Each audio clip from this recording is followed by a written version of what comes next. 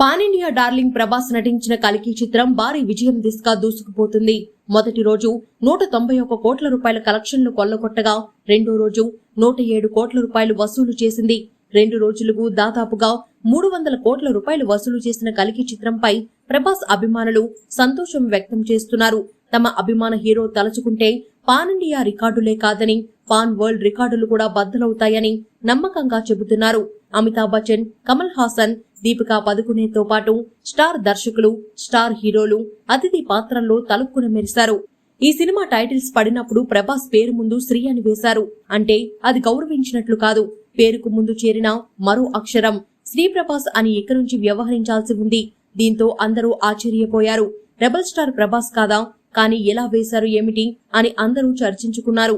అయితే తాజాగా అందిన సమాచారం మేరకు ఆయన కుటుంబ సభ్యుల నుంచి లీకైన సమాచారం ప్రకారం ఇక నుంచి ప్రభాస్ పేరు శ్రీ ప్రభాస్ అని మారింది. అలా మార్చడం వెనుక చాలా పెద్ద కథ ఉందని చెబుతున్నారు.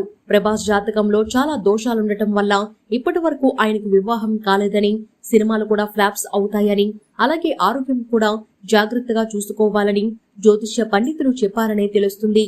ఆయన పేరుకు ముందు శ్రీ అని కలిపితే కలిసి వస్తుందని, జీవితం విజయ పదంలో సాగుతుందని తెలిపారంట.